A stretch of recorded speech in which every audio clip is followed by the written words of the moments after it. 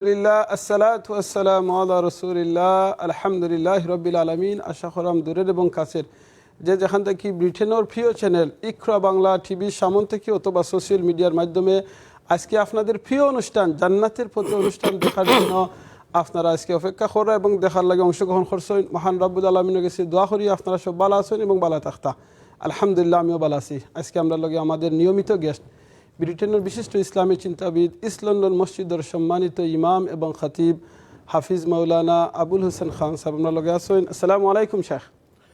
ওয়ালাইকুম আসসালাম রাহমাতুল্লাহি ওয়া বারাকাতুহু। ভালো আছেন আপনি? আলহামদুলিল্লাহ, শেখ ভালো আছেন? আল্লাহ তাআলা বেশ ভালো রেখেছেন এবং আপনাকেও দেখে সুন্দর লাগতেছে। আলহামদুলিল্লাহ, আপনি মিক্স এন্ড ম্যাচ করেছেন। মাশাআল্লাহ। আফগানি টুপি, সৌদির এই আবায়া, আর এরপরে ভিতরে হচ্ছে বাংলাদেশি কি জ্যাকেট, নাকি এটার না ফতোয়া বোধহয়। জি আলহামদুলিল্লাহ। যাক ঠিক আছে, গায়ে দেওয়ার ফতোয়া জায়েজ, কিন্তু এমনি ফতোয়া দিয়ে না। আলহামদুলিল্লাহ আপনি আল্লাহ তাআলা কবুল করুন। শুকরিয়া, জাযাকাল্লাহ খাইরান। বারাকাল্লাহ, জাযাকাল্লাহ খাইরান। আল্লাহ আপনার এই কথাগুলো কবুল করুক। বাইর যেভাবে সুন্দর দেখা যায় আল্লাহ ভিতরটা আরো সুন্দর করে দিক। আমিন।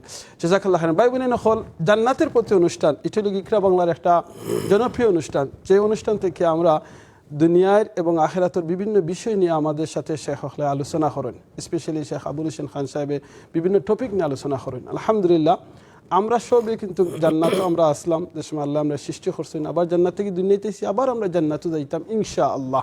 আমরা আশা করি এবং এই জান্নাতে যাইতে হইলে অনেক জিনিস খামখাজ করা লাগবো। শুধু খালি আইলাম তাকলাম খাইলাম আর ঘুমাইলাম আর বাদে মৃত্যু হইল আর গেলাম, এটা অত ইজি নাই। এখানে মাঝে অনেক পরিশ্রম আছে, অনেক খামখাজ আছে, অনেক নীতিমালা আছে যেটা আমরা আপনার আমি জীবনের মধ্যে পালন করা লাগবো। এই বিষয় নিয়ে গত সপ্তাহে আমরা শুরু করছি, যেটা হলো কি মৌত এবং জানাজা, মৃত্যু এবং জানাজা। শেখে আমরা লোকে বিভিন্ন দিক নিয়ে বিভিন্ন বিষয় নিয়ে কোরআন এবং হাদিস থেকে আলোচনা করছেন মৃত্যু এবং জানাজা নিয়ে। আজকে আমি শেখরে কন্টিনিউ আমরা যে আলোচনাটা আসিল গত সপ্তাহে, আমরা যে আলোচনাটা প্রোগ্রামের এন্ডে দিয়ে শেষ করছিলাম, এটা আসিল কি একজন নেককারের মৃত্যু কিভাবে হয় এবং একজন গুনাহগারের মৃত্যু। এই সময়টা আমরা শেষে গেছিল, আজকে আমরা কন্টিনিউ করা লাগে। আমি শেখের কাছে অনুরোধ করবো, শেখ একজন নেককারের মৃত্যু এবং একজন গুনাহগারের মৃত্যু সম্পর্কে প্লিজ। আসসালামু আলাইকুম ওয়া রাহমাতুল্লাহি ওয়া বারাকাতুহু। বিসমিল্লাহির রহমানির রহিম। আলহামদুলিল্লাহি রাব্বিল আলামিন। আসসালাতু ওয়াসসালামু আলা রাসূলিনা ওয়া নাবিয়িনা ওয়া কুদওয়াতিনা ওয়া ইমামিনা ওয়া আযীমিনা মুহাম্মাদিন সাল্লাল্লাহু আলাইহি ওয়া আলা আলিহি ওয়া আসহাবিহি ওয়া আতবাইহি আজমাইন। সম্মানিত আজকের ভিউয়ার্স, ইকরা টিভি কর্তৃক আয়োজিত আজকে জান্নাতের পথে অনুষ্ঠানে আপনাদের সবাইকে স্বাগতম জানিয়ে ভাই আমাকে অনুরোধ করেছেন গত সপ্তাহে যেখানে রেখেছিলাম সেখান থেকে একটু হাদিসটা শেষ করার জন্য। রাসূলুল্লাহ সাল্লাল্লাহু আলাইহি ওয়াসাল্লামের সময়ে অনেক সাহাবী ইন্তেকাল করেছেন ওনার থাকা অবস্থায়। একজন সাহাবীর ইন্তেকালের পরে হাদিসে বিস্তারিত এসেছে, রাসূলুল্লাহ সাল্লাল্লাহু আলাইহি ওয়াসাল্লাম ওনাকে নিয়ে এই গ্রেভিয়ার্ডে গিয়েছেন, কবরের পাশে বসেছেন, বসে চুপচাপ তিনি রিফ্লেক্ট করছেন, মানে খুব ধ্যানে মগ্ন ছিলেন। সাহাবায়ে কেরাম চুপচাপ, যে বিষয়কে তিনি অন্যান্য সময় আমরা দেখেছি তিনি অ্যাক্টিভ এবং গেলে পরে মাটি দেওয়ার জন্য সবাইকে করতেন, উদ্বুদ্ধ করতেন, নিজেও দিতেন, বা কোনো কোনো সাহাবীর লাশ সহকারে তিনি নিজে কবরের মধ্যে তিনি নিজে নেমেছেন, মাটি দিয়েছেন। কিন্তু আজকে তিনি খুব গভীরভাবে একটা ধ্যানে মগ্ন ব্যাপার, এভাবে করে সবাই থো হয়ে একটু চিন্তাগ্রস্ত হয়ে গেছে। সুবহানাল্লাহ। কিছুক্ষণ পর রাসূল সাল্লাল্লাহু আলাইহি ওয়াসাল্লাম একটু মাথা উঠান, বললেন, আমার প্রিয় সাহাবীরা শোনো, সঙ্গীরা ভালো করে শোনো, বলে তিনি এই বয়ানটা শুরু করেছেন, এই বক্তব্য যে নেককারের মওত হয় এইভাবে। এই মওতের সময় ইন্নাল্লাযীনা ক্বালু রাব্বুনাল্লাহু সুম্মা ইসতাকামু তাতানাজ্জালু আলাইহিমুল মালায়েকা, ওই যে আয়াত পড়ছিলাম বোধহয় গত সপ্তাহে, মনে আছে আপনার? এবং কিছু জিনিসের লিস্ট দিয়েছিলাম, লিস্টগুলো আসে আপনার কাছে আশা করি। তো আমি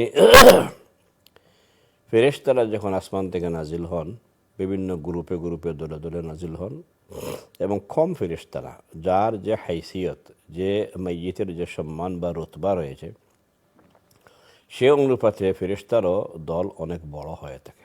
সুবহানাল্লাহ। এই জন্য বলা হচ্ছে আয়াতের মধ্যে তাতানাজ্জালু, একজন দুইজন না, অসংখ্য ফেরেশতা নাজিল হন, নেককার যদি হন, ভালো নেককার হন, বড় নেককার হন। আর উনি তো এমনিতেই বড় নেককার, একজন সাহাবী ছিলেন অবশ্যই।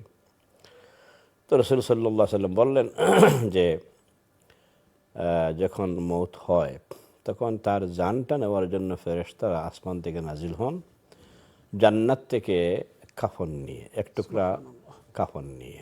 কেমন কাফনের একটা টুকরা, হানুতুম মিনাল জান্নাহ। এটা এটা স্পেশাল, এটা এটা আমরা বলতেছি এমনি এমনি বোঝাবার জন্য যে কাফনের এক টুকরা, কিন্তু এটা হচ্ছে ওই জান্নাতি এক টুকরা কাপড়। সুবহানাল্লাহ। এখন জান্নাতের কাপড় তো এটা এটা কি যে সম্মানিত হবে এটা তো আমরা বুঝতে পারতেছি কিছু, যেটুকু বুঝ আমাদেরকে আল্লাহ দিয়েছেন এটুকুর ভিত্তিতে বলছি যে খুবই সম্মানজনক এবং মর্যাদাজনক যে মৌত হয় নেককারের, তো তার জন্য ফেরেশতারা কম্পিটিশন করে আসমান থেকে নিয়ে এসে তার জানটা, আরেকটা হাদিসের মধ্যে এসছে যে বোতল থেকে পানি খাত করে বা কোনো জগ থেকে পানি খাত করে গ্লাসে যখন আমরা নেই, এই গ্লাসে নিতে এই যে কাত করে পানিটা গ্লাসে পড়ে, এইভাবে করে তার ভিতর থেকে জানটা বের হয়ে এসে হানুতের মধ্যে পড়ে যায়। সুবহানাল্লাহ, আল্লাহু আকবার। কোনো কষ্ট হবে না, তাকলিফ হবে না, কিচ্ছু হবে না। আল্লাহু আকবার। আল্লাহুম্মা রযিকনাল মাউত, আল্লাহুম্মা রযিকনা হাযাল মাউত, আল্লাহুম্মা রযিকনা হাযাল মাউত। আল্লাহ যেন এই মৌত আমাদের সবাইকে দান করেন। আমিন। আল্লাহ। আল্লাহু আকবার। কি সুন্দর এক্সাম্পল। তো বললেন যে এইভাবে করে যখন জানটা তার নেওয়া হয়ে যাবে, এই রূহটা নিয়ে ফেরেশতারা, যেহেতু উনি নেককার, প্রথম আকাশে গিয়ে নক করবেন। এইভাবে করে নক করতেই তাদেরকে জবাব দেওয়া হবে, মান আনতা, তুমি কে এবং কাকে নিয়ে আসছো? মাই ইয়াতি বিহি, তোমার সাথে খেয়ে। তখন তিনি জবাব দেন, আমি অমুক ফেরেশতা এবং আমার সাথে অমুকের ছেলে অমুকের বা অমুকের মেয়ে অমুকের রূহ নিয়ে এসেছে। তখন তারা খুব খুশি হয়ে ফেরেশতারা আসমানের গেটটা খুলে দেন প্রথম আকাশে। আল্লাহু আকবার। ওয়েল আহলান সাহলান, আল্লাহু আকবার, যে হ্যাঁ আমরা তো ওনার জন্য অপেক্ষায় আছি। সুবহানাল্লাহ।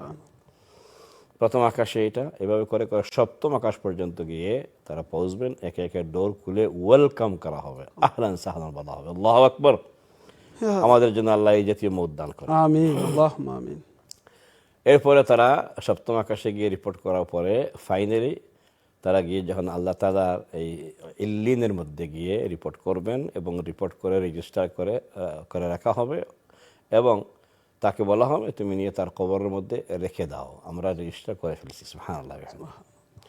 রেজিস্টার্ড হয়ে গেছে নাম আল্লাহর জান্নাতের লিস্টে, এখন তুমি নিয়ে যাও এবং কবরের মধ্যে যাও। কবরের আরেক দল বাহিনী তারা যাবে, সময় মতো গিয়ে পৌঁছবে। সুবহানাল্লাহ।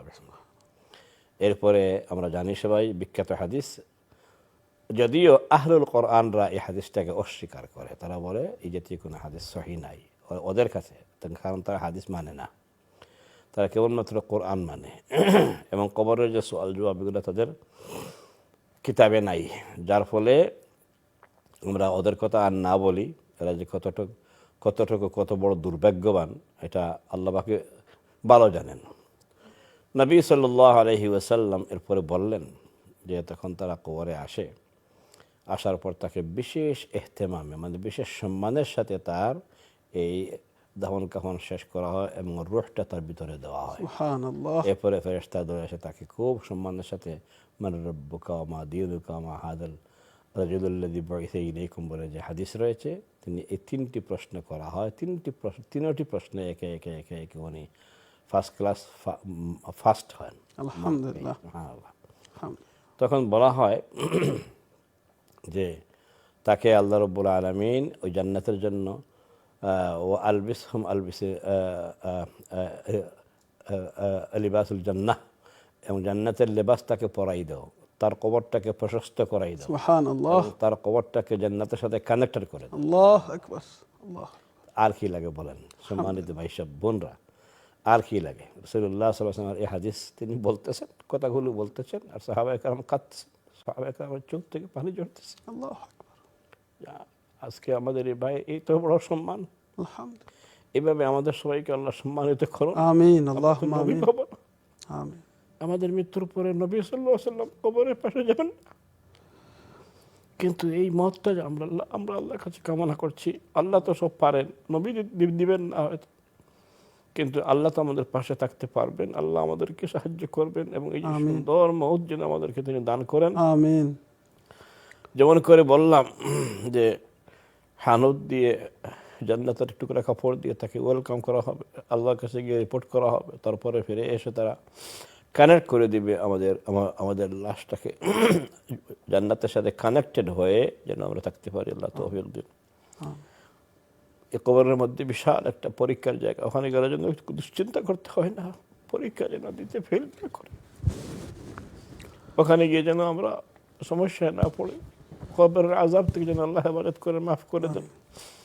কবরের আযাব আমাদের জন্য রাসূলুল্লাহ সাল্লাল্লাহু আলাইহি ওয়াসাল্লাম ইরশাদ করেছেন কবরের আযাব হবে, কিন্তু আমরা কবরের আযাবের জন্য রেডি না। আল্লাহর কাছে আমরা পানাহ চাই। আল্লাহুম্মা ইন্না নাসআলুকাল জান্নাতা ওয়া নাউযু বিকা মিনান নার।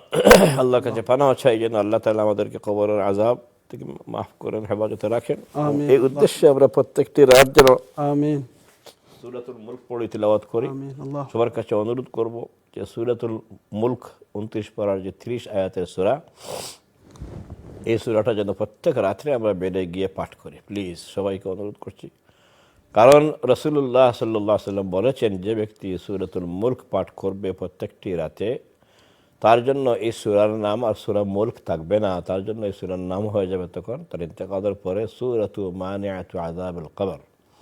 এটা এমন একটি সূরা যে সূরা কবরের আযাব থেকে তোমাকে প্রোটেক্ট করবে। সুবহানাল্লাহ। প্রোটেক্টর অফ আযাবিল কবর।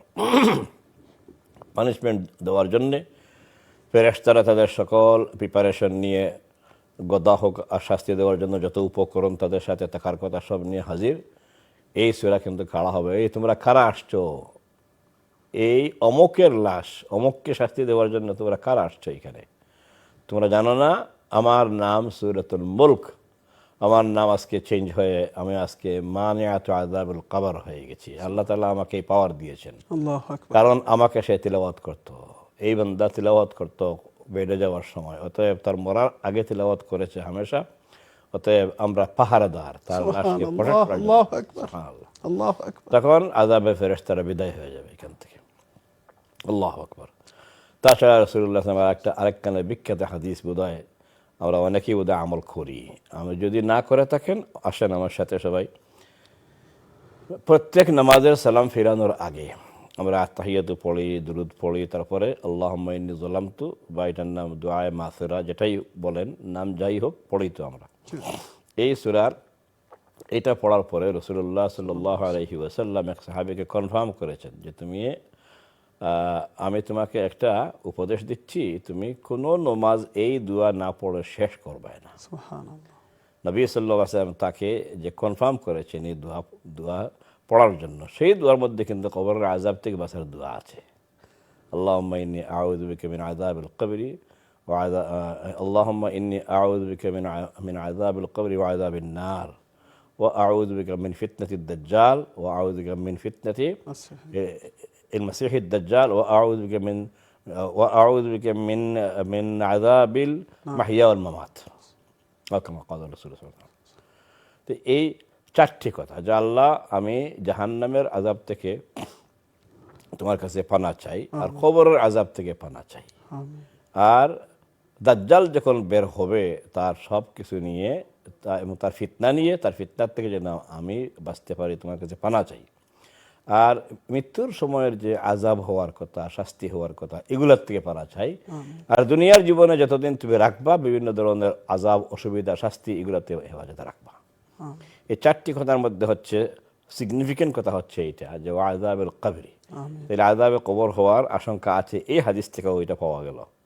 রাসূলুল্লাহ সাল্লাল্লাহু আলাইহি ওয়াসাল্লামের সবগুলো হাদিস যদি এভাবে করে আপনারা বলেন, বা কেউ বলে যদি যে এগুলা বুয়া হাদিস বা এগুলা খুব দাঈফ হাদিস, তাহলে তাদের ঈমান দাঈফ, আর তো কোনো কিছু করার নাই। হাদিস কারণ ওয়া আতিউল্লাহ ওয়া আতিউর রাসূল যদি আমরা বলি, তাহলে রাসূল সাল্লাল্লাহু আলাইহি ওয়াসাল্লামের হাদিসকে বাদ দিলে আর তাকে কেমনি কপি করবেন বলেন? রাসূলকে মানার আর কোনো ব্যবস্থা আছে, কোনো মেকানিজম আছে, কোনো ভিডিও আছে যে সাহাবারা আমল করছে, নবী আমল করছেন, তারা ওনাকে কপি করছে, এগুলোর ভিডিও আছে, এখন দিতে পারবেন? তো তো যদি কোনো ভিডিও নাই, কোনো অডিও নাই, কোনো কিছু নাই, তাহলে একটাই হচ্ছে হাদিস। এবং যারা এই হাদিসকে অস্বীকার করে ওদের ব্যাপারে কোনো মন্তব্য করতে চাই না। আল্লাহ তাদেরকে হেদায়েত দান। আমিন, আল্লাহ। আমরা কোনো ভুল করছি না এবং আমাদের আকীদাগত দিক থেকে কোনো ডাউট নেই, কোনো সন্দেহ, শুভা সন্দেহ নাই। ইনশাআল্লাহ আমরা কনফার্ম যে এইগুলা নবী সাল্লাল্লাহু আলাইহি ওয়াসাল্লাম বলে গেছেন এবং তার কথাগুলো সহিহ। নবী সহিহ, তার কথাগুলো সহিহ। এই কথাগুলো যেগুলো আপনাদের সাথে শেয়ার করলাম। যাক, এই গেল নেককারের মওত এবং তার মওতটা হওয়ার পরে যে বলছি যে আলবিসহুম বিলিবাসিল জান্নাহ, তোমরা তাকে আলবিসহু বিলিবাসিল জান্নাহ, তাকে জান্নাতের কাপড় পরাই দাও এবং তার এই কবরটাকে কুশাদা করে দাও, অনেক বড় করে দাও। আর আযাবে কবর তো শেষ হয়ে গেল, বিদায় হয়ে গেল, এখান থেকে ফেরেশতারা, অতএব তার কোনো আযাব নাই। আল্লাহু আকবার। তারপরে যেটা আসছে সেটা হলো জান্নাতের সাথে তার কবরটাকে কানেক্ট করে দেওয়া হবে। সুবহানাল্লাহ। আল্লাহ তাআলা আমাদের সবাইকে দান করুন। আমিন, আল্লাহুম্মা আমিন। এরপরে এই লম্বা হাদিস পড়লেন, শেষের দিকে এসে বললেন যে যারা গুনাহগার ওদের মওতটা হবে বড় কষ্টের মওত হবে। মানে মওতের কি বলে, রূহটা বের হবে না। যালিমি আনফুসিহিম বলে কোরআনে এসছে যে এদেরকে খেড়ে, এদের কাছ থেকে, এদের শরীর থেকে, বডি থেকে খুব কষ্ট করে ছিঁড়ে ফিড়ে তার প্রাণটা বের করা হবে। তখন সে খুব চিৎকার করবে, কান্নাকাটি করবে, খুব বেশি অসহায়ত্ব ফিল করবে এবং তার আযাবে সাকারাত, কেমন সাকারাতের আযাব যেটা, এটা খুব খুব বেশি হেভিলি হবে। নাউযুবিল্লাহি মিন যালিক। আল্লাহ আমাদের মাফ করুন। আমিন। এটা গেল একটা। এর উপরে জান্নাত থেকে তো কোনো কিছু আসবেই না, যেহেতু জান্নাতের ডোরগুলা লক করা। এরপরে ফেরেশতারা গিয়ে তার জানটা নিয়ে যখন আসমানের প্রথম আকাশে গিয়ে তার নক করবেন, তখন ফেরেশতারা জিজ্ঞেস করবে, এই কি বলে, যারা এই আসমানের ডোর কিপার, কেমন ডোর কিপার জিজ্ঞেস করবে, ফার্স্ট আসমানে জিজ্ঞেস করবে কে আসছো তোমরা এবং কাকে নিয়ে আসছো। খুব রূঢ়ভাবে জিজ্ঞেস করা হবে, খুব রাফ জিজ্ঞেস করা হবে, কেমন। তো এখন এই রুড যে জিজ্ঞাসার পর জবাব দেওয়া হবে, হ্যাঁ অমুকের ছেলে অমুককে নিয়ে আসছে, অমুকের রুহ নিয়ে আসছি। এদিকে কোনো ডোর খোলা হবে না, তোমরা নিচের দিকে যাও। নাউযুবিল্লাহ।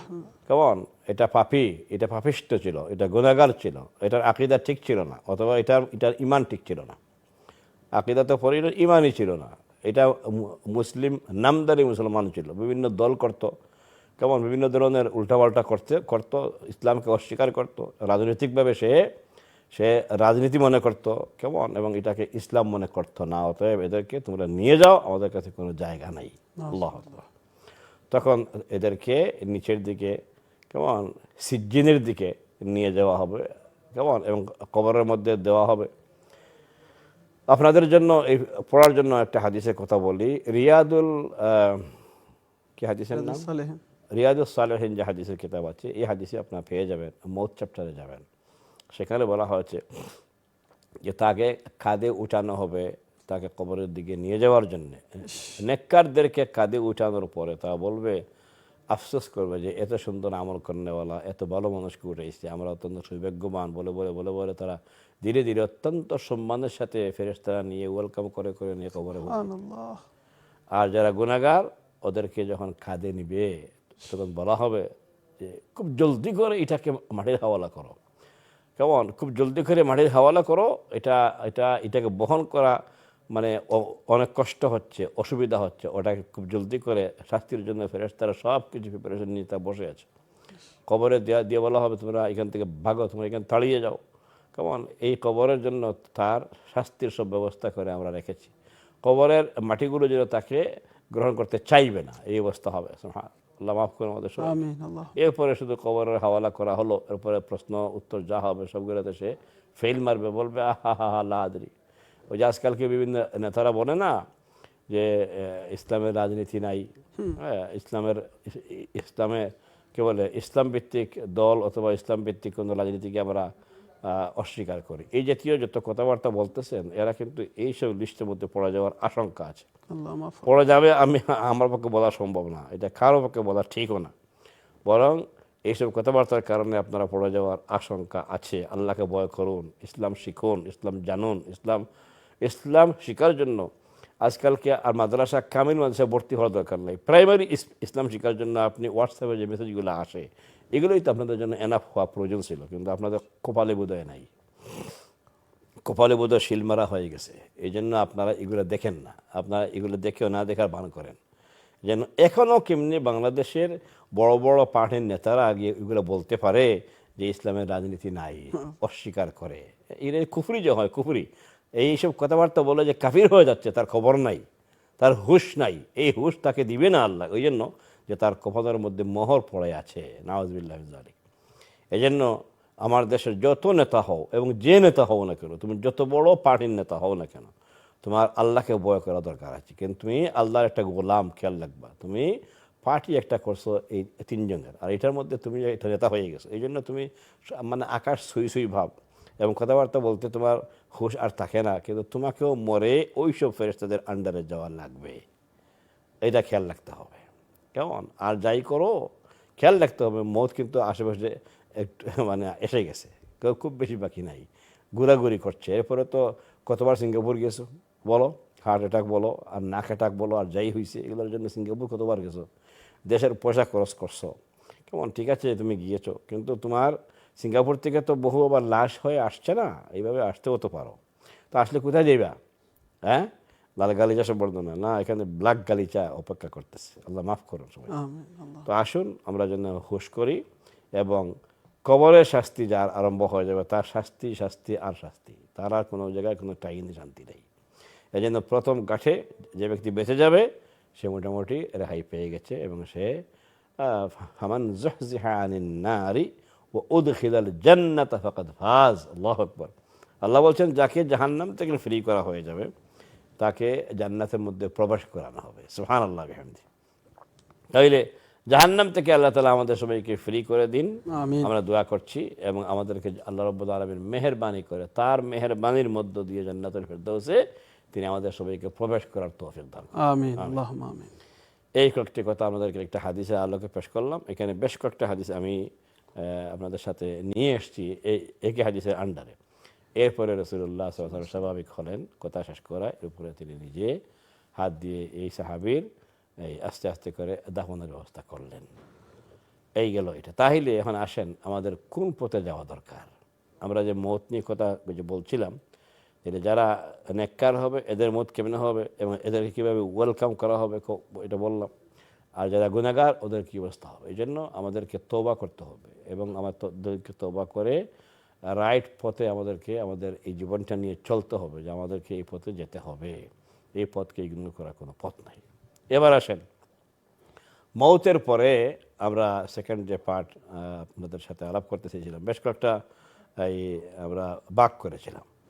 এই বাঘের মধ্যে একটা ভাগ হচ্ছে যে মৌতের পরে যখন দাফন কাফন হবে, বা এই কি বলে দাফন শেষ করার পর আরেক সাহাবীর ঘটনা, যে এই সাহাবী বলছিলেন ইন্তেকালের আগে যে আমাকে তোমরা ছেড়ে আসবে না, অনেকক্ষণ আমার কবরে বসে দোয়া করো। এই জন্য কবরে দেওয়ার পরে দোয়া আছে, আগে আর নাই। আগে জানাজা পর্যন্ত শেষ, এরপরে যখন মানুষ বিভিন্ন ধরনের দোয়া সামষ্টিক দোয়া করে এটা প্রবলেমেটিক, এই দোয়াগুলো জায়েজ নেই। কালেকটিভ দোয়া করা হয় অনেক সময়, জাযাকাল্লাহ খাইরান। একজন হুজুরকে নিয়ে হায়ার করে বা একজন বড় আলিম সাহেবকে নিয়ে, এই আলিম সাহেব কেমনে যান এবং তার ইলিম কোথায় পাইছেন, কি দিয়ে উনি যান, এটা ওনারা জানেন। আমরা একটু ছোট্ট ব্রেক দিতে হবে, যে ঠিক আছে ব্রেকে নিয়ে ব্রেক থেকে এসে এসে কথা বলবো। জাযাকাল্লাহ খাইরান শেখ, অত্যন্ত সুন্দর করে আলোচনা করাত আসলা। স্পেশালি শেখ আল্লাহ তো কোরআনের মাঝে কোরআন সূরা বাকারার মাঝে তুমি ও দিন দে বয় করো যেদিন সেই কারো কোনো উপকারও আসবে না, সেই কারো সুপারিশও গেছে কবুল হবে না। সুবহানাল্লাহ। ভাই বোনেরা, আমরা একটা ছোট্ট ব্রেকও যারাম, ব্রেকের বাদে আমরা আলোচনা কন্টিনিউ হইব। আপনার আমার লগে থাকবা, ব্রেকের বাদে দেখা হইব ইনশাআল্লাহ। আসসালামু আলাইকুম ওয়া রাহমাতুল্লাহি ওয়া বারাকাতুহু। আসসালামু আলাইকুম।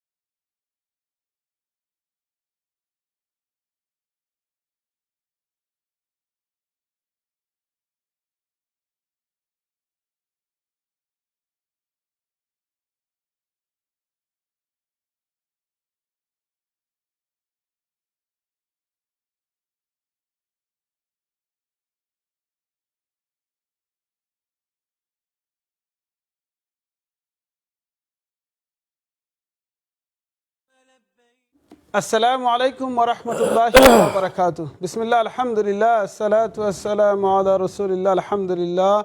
আমরা বেরিকুর বাদে আবার আপনারা সামনে হাজির জান্নাতের প্রতি অনুষ্ঠান ইকরা বাংলার নিয়মিত অনুষ্ঠানে আজকে আপনারা আবার স্বাগতম। আমরা লগে শেখে বেরিকুর আগে আলোচনা করা আসলা নেককারর মৌত কিভাবে হবে, অথবা একজন গুনাহগারের মৌত। আল্লাহু আকবার। আল্লাহ যেন আমরা সবাই মাফ করে দিন, আল্লাহ যেন আমাদেরকে সবাইরে নেককারর অন্তর্ভুক্ত করেন, আর মৌতের সময় খলিমা সহিত আল্লাহ আমরা মৌত দান করেন, আমিন। জাযাকাল্লাহ খাইরান। শেখ, আপনি অত্যন্ত সুন্দর করে আলোচনা করতে আসলাম। শেখ, আপনার কাছে একটু জিনিস জানতাম। আমরা স্পেশালি যারা আমরা দেখি সারখাতের মধ্যে আছেন, কিংবা একবারে লাস্ট স্টেজের মধ্যে আছেন, বেডের মাঝে আছেন, কিংবা হসপিটালে আছেন, এই সময় আমরা যারা জিন্দা আছি, আমাদের জিন্দা হল করণীয় কিতা? জাযাকুমুল্লাহু খাইরান। বিসমিল্লাহ, আলহামদুলিল্লাহ, আসসালাতু ওয়াসসালামু আলা রাসূলিল্লাহ সাল্লাল্লাহু আলাইহি ওয়াসাল্লাম। সাকারাতুল মাউত এটাও হক। কোরআনে হাকিমে আল্লাহ সুবহানাহু ওয়া তাআলা ইরশাদ করেছেন, ওয়াজাআত সাকরাতুল মাউতি বিল হক যালিকা মা কুনতা মিনহু তাহিদ। তো এই আয়াত থেকেই সাকারাতুল মউত তো আছে, এটা কনফার্ম। আর হাদিসে রাসূলুল্লাহ সাল্লাল্লাহু আলাইহি ওয়াসাল্লাম ইরশাদ করেছেন, ইন্না মিনাস সাকারাতে ইলা আখিল হাদিস। যাক, ওখানে উল্লেখ করেছেন যে সাকারাতের মউত সবার হবে। প্রত্যেকের আমল অনুযায়ী গ্রেড আছে না, আমাদের গ্রেড আছে, আমাদের গ্রেড অনুযায়ী তার শাস্তি অথবা আরামের গ্রেড হবে। কেমন? কিন্তু সাকারাত হবে। হঠাৎ করে কেউ মারা যাচ্ছে, হার্ট অ্যাটাক হয়ে, তার কিন্তু সাকারাত হয়ে গেছে। কেমন? কেমনে হয়েছে না হয়েছে ওগুলার কোনো বর্ণনা আমাদের কাছে আসেনি, কোনো হাদিসেও নাই। এগুলা ইন্ডিভিজুয়াল সকল ব্যক্তির, এই যে বলছিলাম, ইমানের গ্রেড অনুযায়ী, অথবা বেঈমানের তার মানে যা কিছু করেছে দুনিয়ায় তার গ্রেড অনুযায়ী হবে। কেমন? তার শাস্তি তার গ্রেড অনুযায়ী, তার পাপের গ্রেড অনুযায়ী হবে। আর নেককারের তার এই নেকের গ্রেড অনুযায়ী হবে। গেল সাকারাত। এখন আসেন সাকারাতে কোনো লোক, যেটা প্রশ্ন করেছেন আপনি, তার জন্য যারা পিছনে আছেন, তার সন্তানাদি হোক, পরিবার হোক, তাদের করণীয় কি? করণীয় হচ্ছে একটাই, ওই সময় কেউ কাউকে হেল্প করার নাই, এটা বোঝা লাগবে, ইমান থাকা লাগবে যে আমরা হেল্প করতে পারবো না।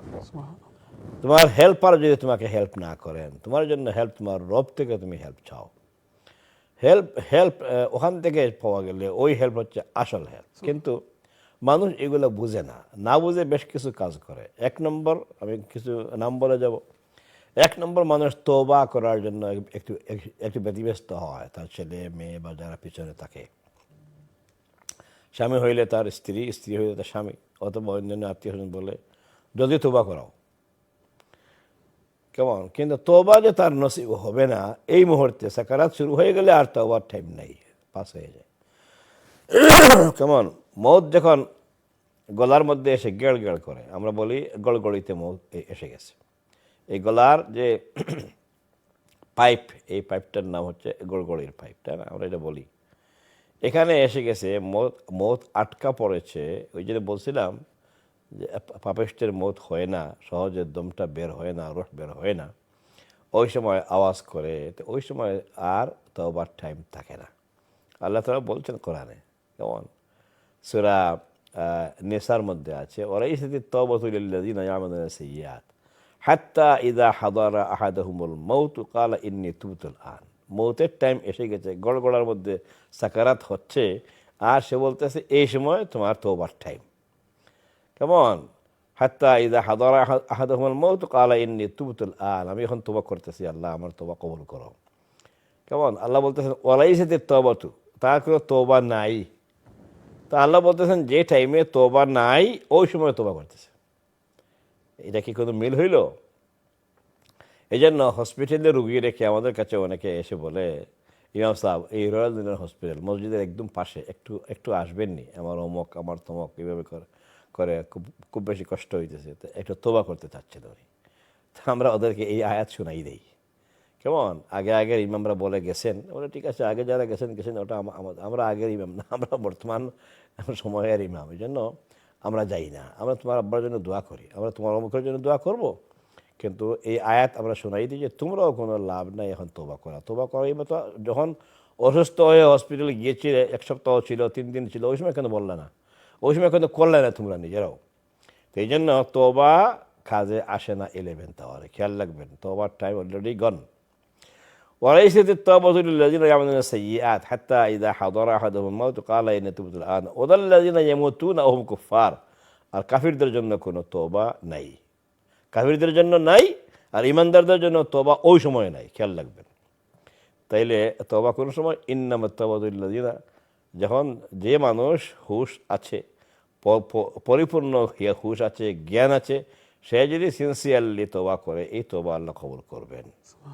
কিন্তু খেয়াল রাখবেন, মৃত্যুর আগের তওবা আল্লাহ কবুল করবেন না। তওবা নাই আল্লাহ বলে দিয়েছেন কোরআনে।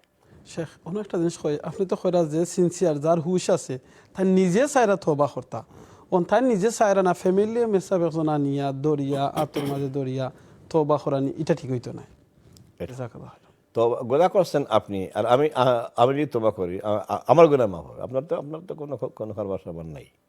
এই জন্য এগুলা হচ্ছে ভুল রেওয়াজ, এগুলা করবেন না প্লিজ। তওবা করবেন এখন করেন, এখন করেন না কেন? তারিখ কেন? হসপিটালে যাওয়ার পরে কেন করবেন? আপনি কি টাইম পাবেন? এটা আমি কনফার্ম। হসপিটালে যখন যাবেন বা আপনি যে হসপিটালে যেতে পারবেন, এটা কোনো গ্যারান্টি আছে?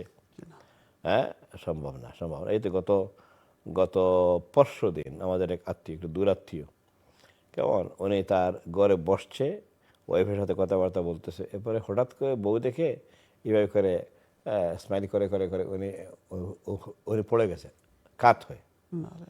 এরপরে উনি একটু আরো ফুর্তি করতেছে ওনার সাথে, কেমন, পানি না কি ছিল হাতে, তো এখানে হাত ভিজাইয়া আরো থ্রো করতে, এইভাবে করে পানি রিন্স করতেছে, কেমন। এখন রিঞ্চিং করে, কিন্তু উনি দেখে নড়াচড়া করে না। এই দেখেন, ওয়াইফ তার সাথে ইয়ার্কি মারতেছে, হ্যাঁ, যে উনি আমার সাথে একটু ডং করতেছে। তা স্বামী স্ত্রী যেটা একটু ফুর্তি ফার্তি হয়, এইভাবে করে ওয়াইফ হেসে হেসে তার চোখে পানি মারতেছে এইভাবে করে, আল্লাহু আকবার। কিন্তু সে কোনো রিপ্লাই করতে পারে না, শেষ, উনি শেষ হয়ে গেছে। এরপরে তো ওয়াইফ পট করে যেমনি দেখছে যে কোনো রেসপন্স নাই, অ্যাম্বুলেন্স দেখা, আত্মীয় স্বজনকে বলা বলে শুরু করছে, ইন্নালিল্লাহ। এই তো ইন্নালিল্লাহ, শেষ, আর ফিরে পায় নাই। কেমন, প্যারামেডিক আসছে, এরপরে অ্যাম্বুলেন্স আসছে, সবাই নিয়ে গেছে হসপিটাল। এই যে ঘরে মারা যাওয়ার ফলে এখন কীভাবে মারা গেছে এখন তো তারা বিশ্বাস করে না, এখন কি বলে, এই যে পোস্টমর্টম লাগবে। এই দেখেন মুত, যে স্বামীকে কাজের থেকে ফিরছে বেচারা, খাওয়াই দাওয়াইয়া সিটিতে বসছে, আর বসে ইয়ার্কি মারতেছে, এইটার মধ্যেই নাই। আল্লাহু আকবার। এই জন্য আপনি যত টাইম যে পাবেন হসপিটালে গিয়ে শুইবেন, তারপরে তওবা করবেন, এটা নিয়ত করবেন না। এখন তওবা করি, কেমন, এই তওবা নসুহা করেন, তওবা সাইয়্যিদুল ইস্তিগফার করেন, আস্তাগফিরুল্লাহ ইন্নাল্লাহু গফুরুর রহিম, আস্তাগফিরুল্লাহ আল্লাযী লা ইলাহা ইল্লা হুয়াল হাইয়্যুল কাইয়্যুম ওয়া আতুবু ইলাইহি ওয়া লা হাওলা ওয়া লা কুওয়াতা ইল্লা বিল্লাহিল আলিয়্যিল আযীম। এগুলো যদি আমরা পড়ি সব সময়, সাইয়্যিদুল ইস্তিগফার হচ্ছে আল্লাহুম্মা আনতা রাব্বি লা ইলাহা ইল্লা আনতা খালাকতানি, এই যে দোয়া, লম্বা দোয়া, এটা পড়বেন হামেশা, যেন আমরা তওবার হালতে থাকি। রাত্রে শোয়ার সময় তওবা করেন, তওবা করে শুয়ে যান। এমন হইতে পারে যে মৌত ওখানে আপনার হয়ে গেছে, কেমন, আর আপনি ফেরত আসবেন না। আল্লাহ আল্লাহ তাআলা আমাদের সবাইকে তওবার হালতে আল্লাহ তাআলার খুশি এবং রাজি অবস্থা যেন আমাদের মৌত হয়। আমিন। জাযাকাল্লাহ খাইরান শেখ, অত্যন্ত সুন্দর করে কইলা। একবারে মানে বুঝার আর আমরা জানি আমরা মুত যে কোনো সময় হইতে পারে, any time be ready, get ready ইনশাআল্লাহ, রেডি এনি টাইম। একটা কথা বলছিলেন যে অনেকে যে এই ময়িতের যে মানে মৌতের আগে কষ্ট হচ্ছে দেখে দেখে কোরআন খতম হয়, যে ওটা হইতাম স্যার, কোরআন খতমের একটা ব্যাড প্র্যাকটিস আমাদের সমাজে আছে। খুবই আফসোস করি, খুবই আক্ষেপ করি। আল্লাহু আকবার। আমাদের আক্ষেপে লাভ হবে না। আমরা আক্ষেপ করি কেন? আক্ষেপ করি যারা কোরআন খতম করে গিয়া। আপনারা যারা কোরআন, আপনাদের দোষ কম। আপনারা তো মনে করতেছেন কোরআন দিয়ে সাহায্য চাইলে বোধহয় কিছু সাহায্য হবে। এটা আপনাদের একটা ভুল ধারণা, এটা মারাত্মক ভুল ধারণা। কোরআন আসে নাই, যদি কোরআন দিয়ে খতম করলে কোনো লাভ হইতো, তাইলে সবার আগে করতেন মুহাম্মদুর রাসূলুল্লাহ, কারণ তার কাছে কোরআন আসছে। কোরআন দিয়ে কি করতে হবে তিনি আমাদের বলে যেতেন। আর এরপরে সাহাবায়ে কেরাম এটা করতেন, সাহাবীরা কোরআন খতম করতেন, কিন্তু কেউ করলেন না। আর এরপরে আমরা বড় পরেজগার বাইর হয়েছি। আমরা কোরআন দিয়ে এভাবে করে খতম করে আমরা চেষ্টা করি রোগীর রোগ শিফা করে দিতে, এবং অনেকেই এটা করেন। কেমন, খেয়াল রাখবেন, আপনাদের টুপাইস কামানোর ব্যবস্থা হবে, কিছু পয়সা পাতি লাভ করবেন, ঠিক আছে, হায়ার করে আপনাদেরকে নেওয়া হবে, কিন্তু আপনি কি করতেছেন? আপনারা কোরআন দিয়ে খেলা করতেছেন। এই কোরআন আপনাকে ছাড়বে না কিয়ামতের দিন। ইয়া রব। যে আপনি নবীর উম্মত হয়ে নবীর কথা না শুনে আপনি কোরআন দিয়ে এইসব বিজনেস করতেছেন, কোরআন দিয়ে এইসব ব্যবসা করতেছেন। খেয়াল রাখবেন, কোরআন আল কোরআনু হুজ্জাতুল লাকা আও আলাইকা, নবী করিম সাল্লাল্লাহু আলাইহি ওয়াসাল্লাম পরিষ্কার করে দিয়েছেন বলে যে কোরআন তোমাকে, সবাইকে কিন্তু কোরআন ধরবে, আইদার কোরআন তোমাকে শাফাআত করে করে নিয়ে জান্নাতুল ফেরদাউসে পৌঁছে দিবে, আর না হয় কোরআন তোমাকে উল্টা শাফাআত করে আল্লাহর কাছে পাপিষ্ঠ হিসেবে আপনি হয়ে যাবেন, যখন রেজিস্টার্ড হয়ে যাবেন তখন উল্টা শাফাআত করে আপনাকে জাহান্নামে নিয়ে পৌঁছে দিবে। নাউযুবিল্লাহ। কোরআন বলবে, কেমন কোরআনের আল্লাহ পাক ভাষা দিবেন, তার জুবান খুলে দিবেন, আল্লাহ। আপনি দেখবেন যে আপনার কোরআন আপনার বিরুদ্ধে কথা বলতেছে। ব্যাপারটা কি? বলবে যে আল্লাহ আমাকে তার ঘরে রাখছিল, কেমন হক আদায় করে নাই, আমাকে পড়ে নাই, টাচ করে নাই, করে নাই, কেমন এইভাবে করে আমাকে ফেলে রাখছে, ইগনোর করছে আমাকে, সে পড়ে নাই, আমি তার ঘরে ছিলাম, অথচ তার ঘরে মেহমান আসলে খুব আদর করতো। একটা বিড়াল সে যদি করতো, তার ঘরে রাখতো, তাহলে তাকেও সম্মান করতো, বিড়ালকে খাওয়াইতো। পাখি কে রাখে, মানুষ মাছকেও রাখে, কিন্তু আমিও তার ঘরে ছিলাম, আমার কোনো খোঁজখবর করে নাই। দিনের পর দিন, মাসের পর মাস আমাকে ফেলে রাখছে, কেমন কাপড় দিয়ে সুন্দর করে আমাকে আরো মুড়াইয়া রাখছে যেন কেউ না খুলতে পারে, তাও রাখছে উপরের শেলফের মধ্যে উঠাইয়া। এখন ঘরের বুক রেখের মধ্যে নিয়ে রাখছেন কোরআন, পড়েন টড়েন না, তো এই কোরআন আপনার বিরুদ্ধে যাবে কিয়ামতের দিন। খেয়াল রাখবেন, এই কোরআন আপনাকে থামাইবে না, আপনাকে নিয়ে একদম আল্লাহ না করুন জাহান্নামে পৌঁছাই দেওয়া পর্যন্ত। রাসূলুল্লাহ সাল্লাল্লাহু আলাইহি ওয়াসাল্লাম ইরশাদ করেছেন যে আস-সাওমু ওয়াল কোরআনু ইয়াশফাআন, সাওম এবং কোরআন উভয়ে আল্লাহ তাআলার কাছে গিয়ে কি করবে? শাফাআত করবে। সুবহানাল্লাহ।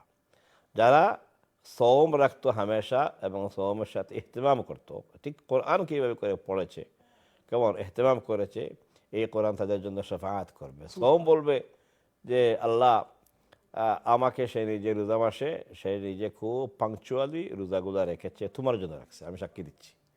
আপনার আমার সওম নিজে সাক্ষী দিবে, রোজাগুলো সাক্ষী দিবে যে আল্লাহ তোমার জন্য রোজা রাখছে সে, সুবহানাল্লাহ। ওই জন্য তুমি তাকে মাফ করে দাও।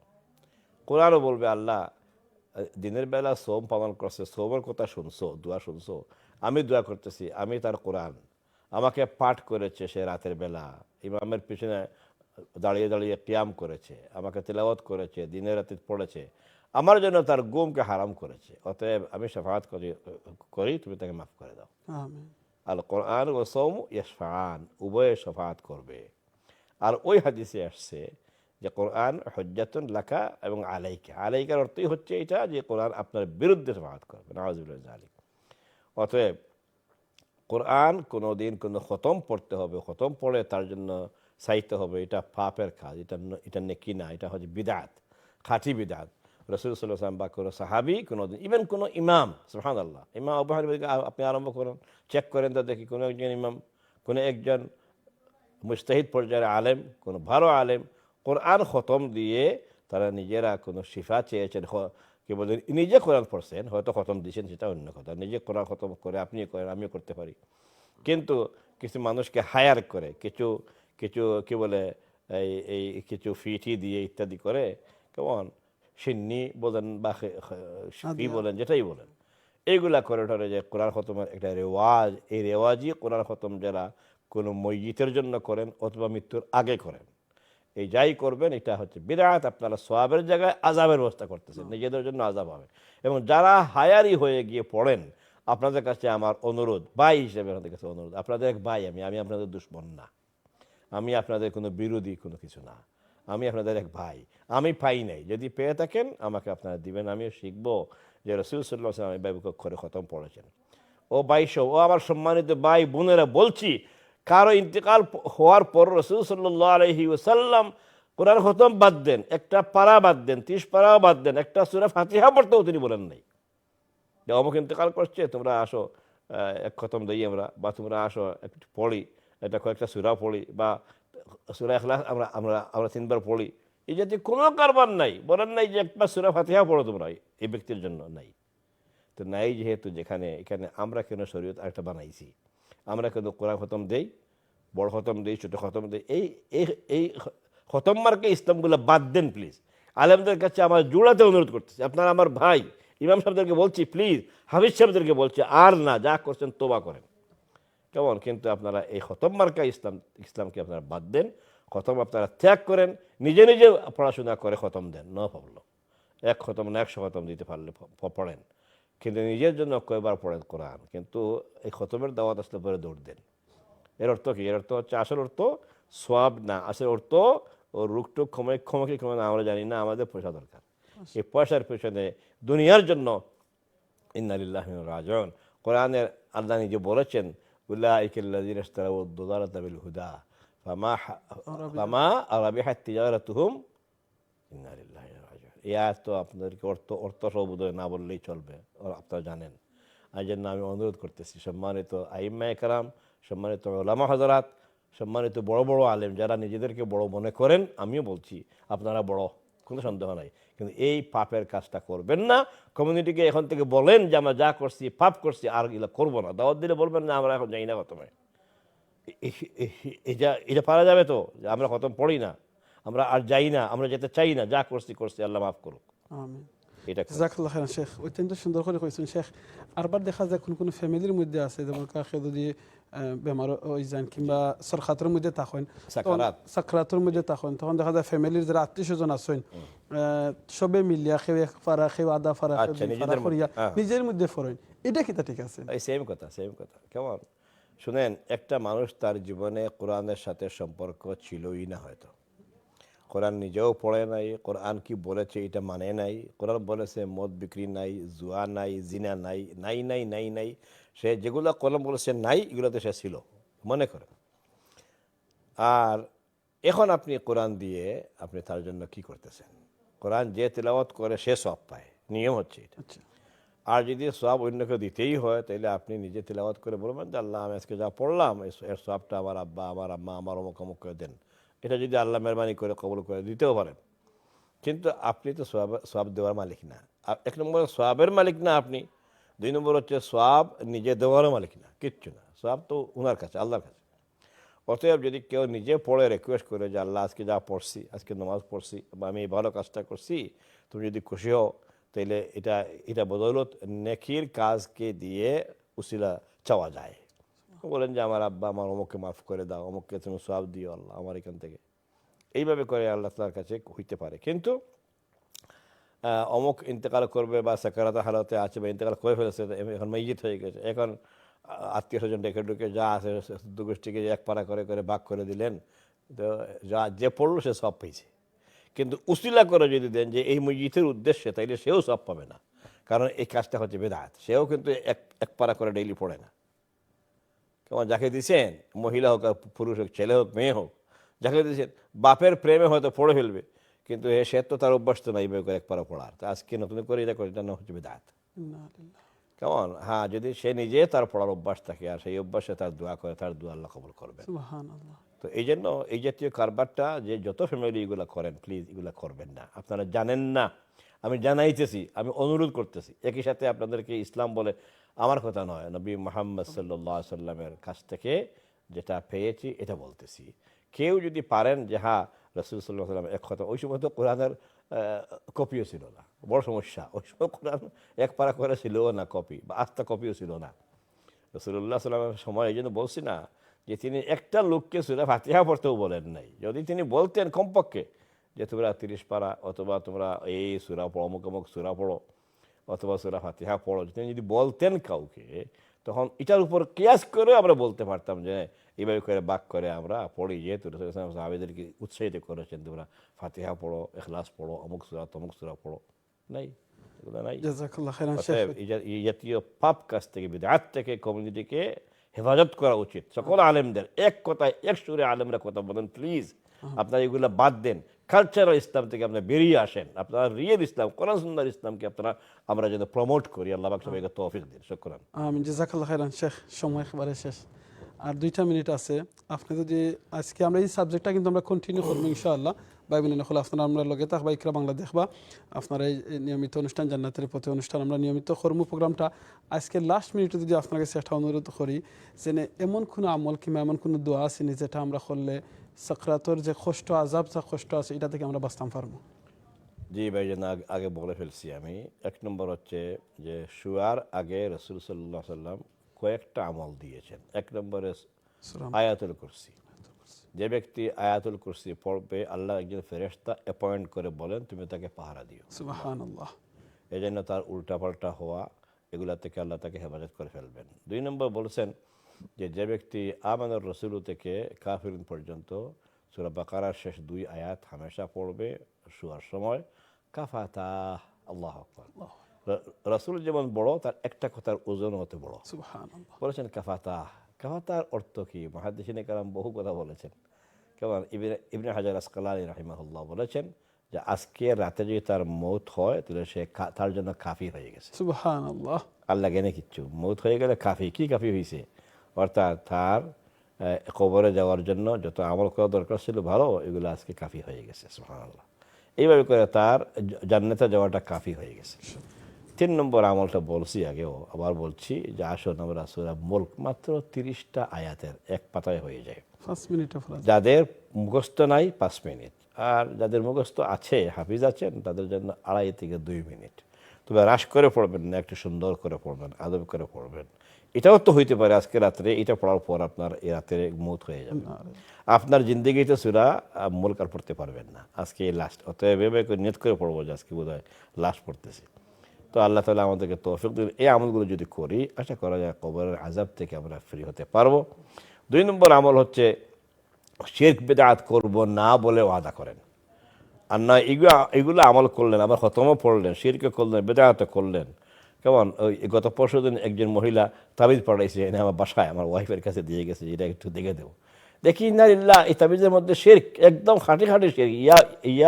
ইয়া বদ্রহ, এই বদ্রহ নামটা হচ্ছে জিয়ের, কিতমির নাম হচ্ছে জিনের নাম। ওদেরকে মানে ডাকাডাকি করতেছে যে তোমরা সিফা করে দাও, এগুলো শিরক।